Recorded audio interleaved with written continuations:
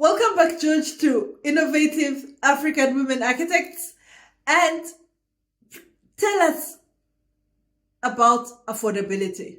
You've told us about the course, the importance, and we agree that it's very important. But how about the funding? What if our practices just did not make it financially since 2020?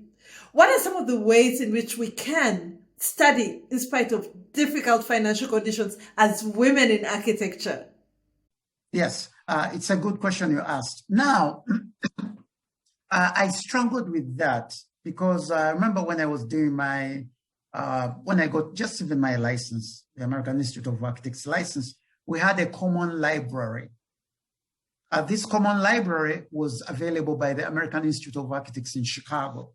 For all those who want licensing, you could borrow books.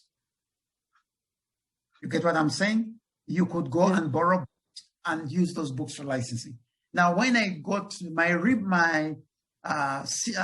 LEED certification, I couldn't afford the LEED reference guide, so I didn't buy one. I managed to buy a book to prepare for LEED, but I wasn't affording the LEED reference guide.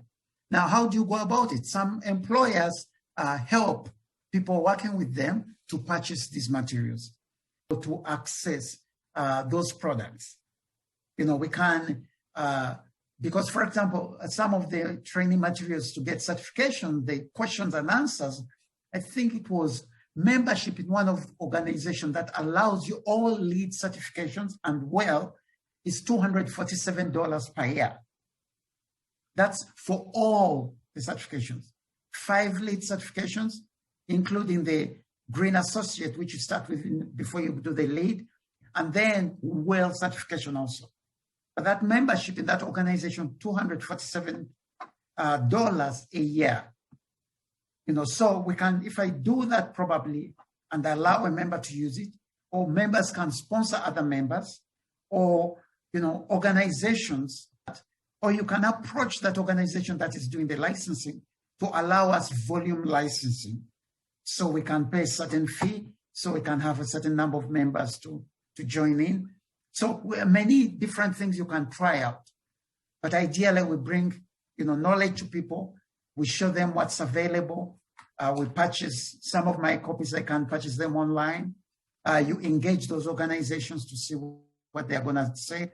If they can allow volume copies, if they're too expensive, then maybe the ones we've purchased, we can try to let our members borrow, you know, or you can buy the books and just have them in the library in Sudan, just like we could buy them and allow them to be in Uganda.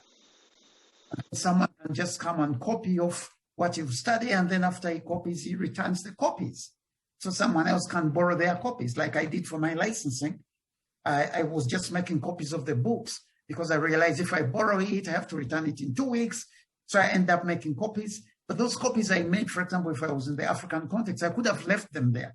So other members can borrow those copies, or if they can take the book or read the book, you know. So we can work as a community to help each other, to build a body of knowledge, and then to donate the books or purchase them online for members or seek donations, and different ways we can go about it so that way it's affordable. It's not cost prohibitive. Thank you so much, George, for useful information on how we as women in architecture can move forward together as a community, leaving no woman behind in terms of training, in terms of upgrading their skills in international accredited courses for architects.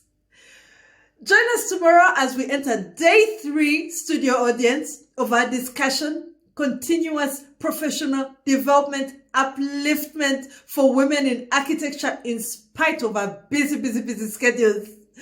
See you tomorrow. Stay safe.